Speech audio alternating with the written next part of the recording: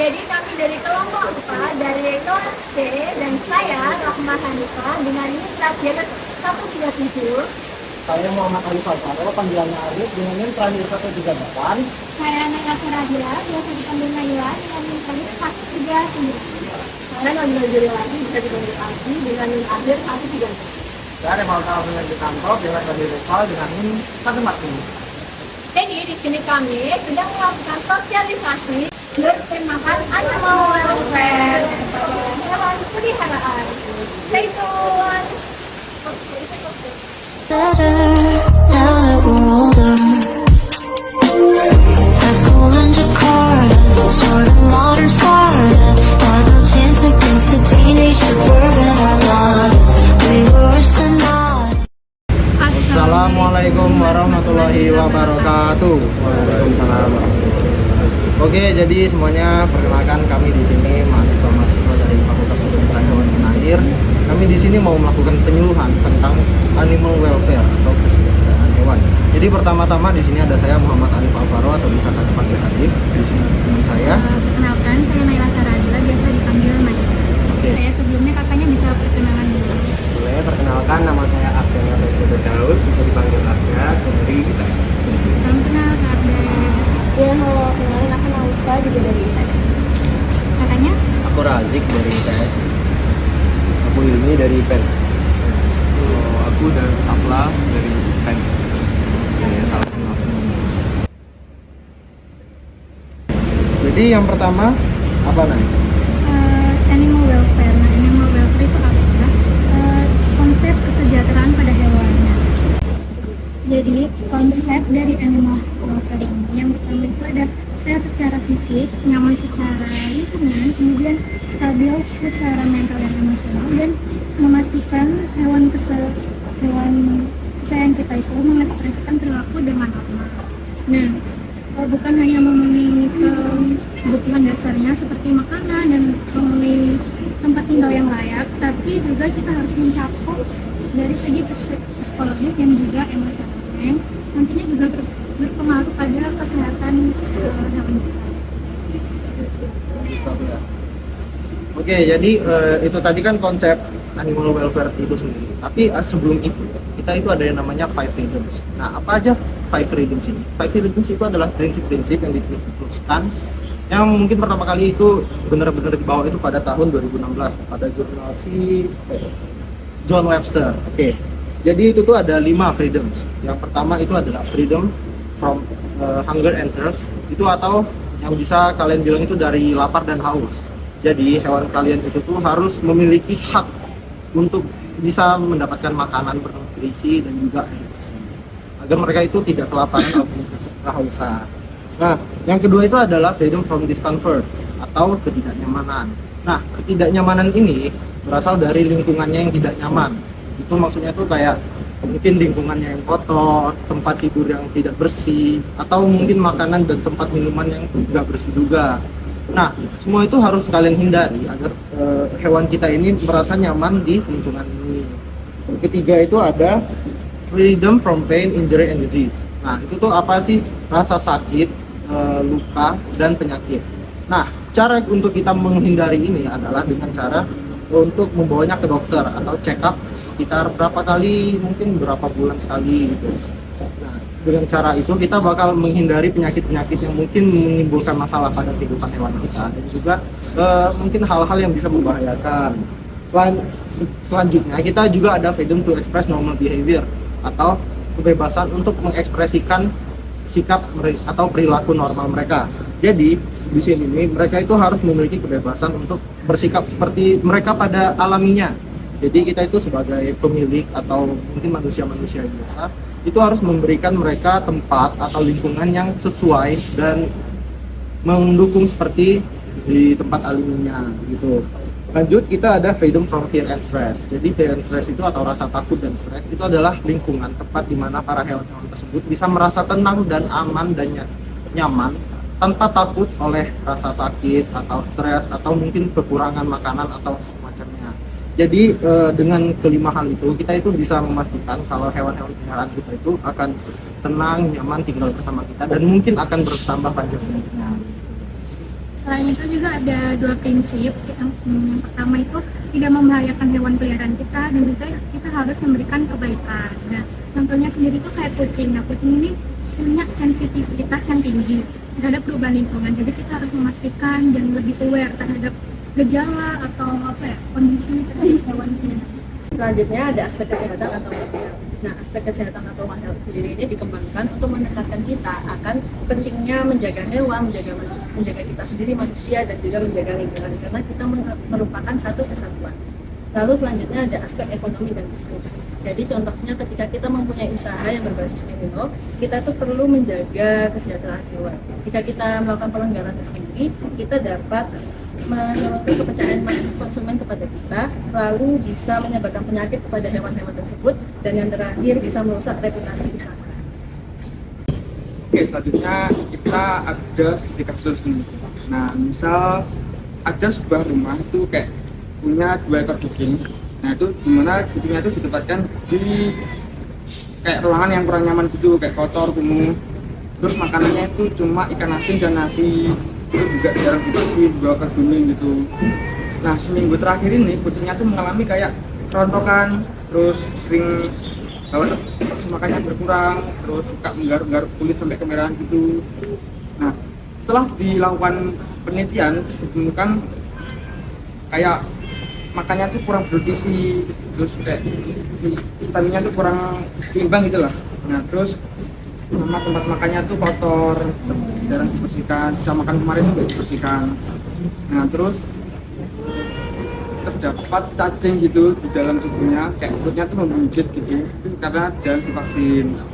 Nah, terus untuk penyelesaian masalahnya dengan kita harus memberi makan kucing itu sesuai kebutuhan nutrisi, kayak protein hewani, terus vitaminnya, dan juga penempatan tempat tinggalnya tuh kayak lebih luas gitu biar tidak stres, terus area bermainnya ada.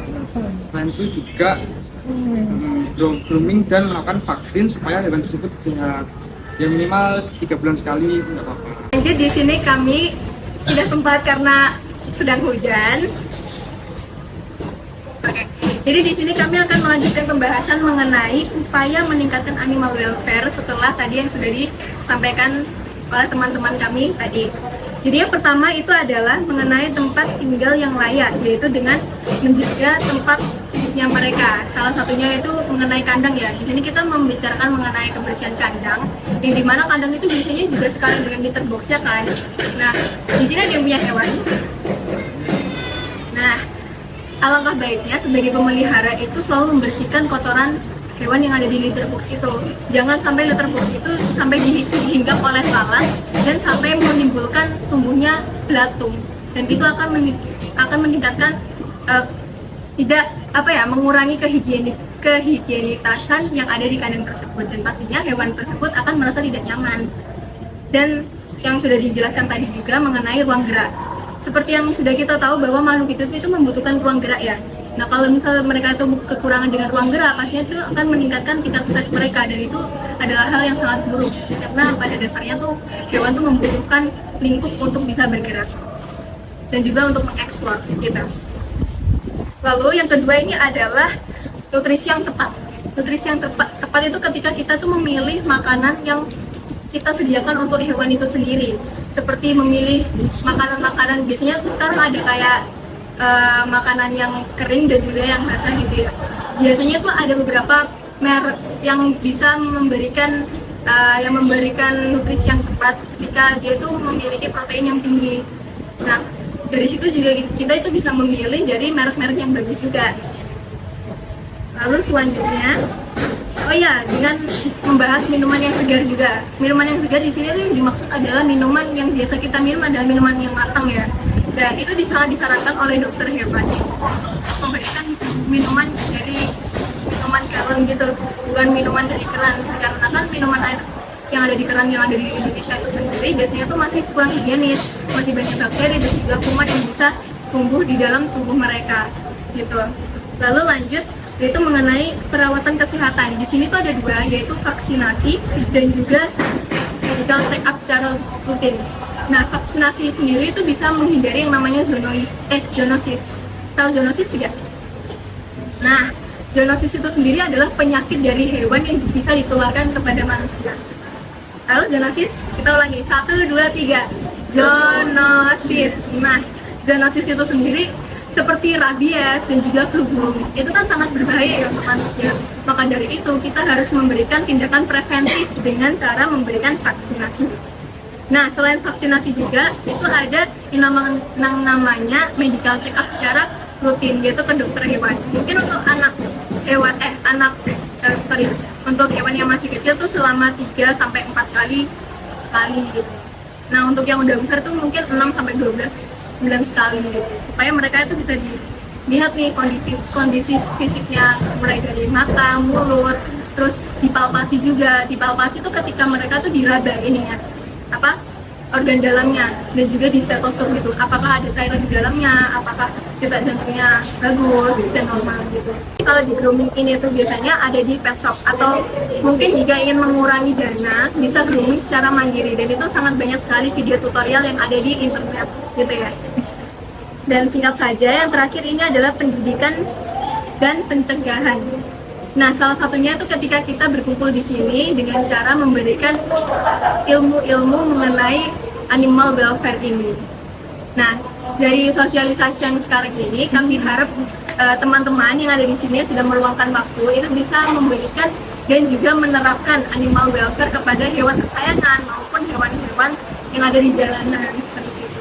Dan salah satu hubungan kami untuk bisa teman-teman menerapkannya adalah kami menyediakan beberapa wet food dan juga snack food untuk hewan, dan juga beberapa reward untuk kakak-kakak yang ada di sini sekarang.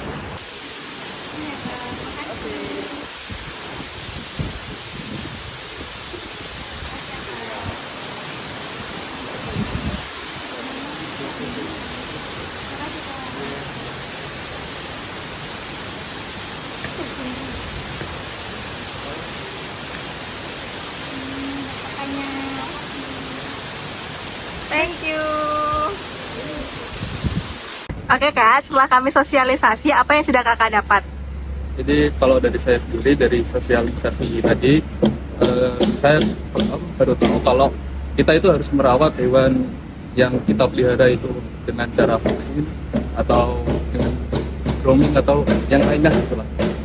Kita juga harus menyediakan tempat yang cukup luas agar dia lebih nyaman berada di lingkungannya, dan juga memberi nutrisi yang cukup agar dia tidak merasa kelaparan. Terima kasih.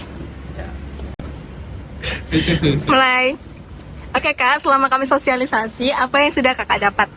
Oke, tadi kan tentang animal welfare ya. Tadi saya dapatnya itu tentang yang kalau kita mau melihara hewan itu ada beberapa upaya yang kita butuhkan sebelum kita yakin kalau kita mau melihara sebuah hewan. Jadi yang pertama tadi saya dapatnya tentang kita harus mempunyai lahan yang luas biar mereka bisa bermain dengan leluasa. Oke, kalau saya tadi berdasarkan dari penyuluhan hari ini yang saya dapat itu ketika kita mau memelihara hewan, kita harus memastikan bahwa kita punya ruang yang cukup buat dia hidup, kemudian yaitu untuk mencukupi makanan dan minuman dia, dan juga memastikan bahwa dia tidak akan tertekan. Thank you. Oke, Kak. Animal welfare. Saya lagi untuk hidup kita ini hewan.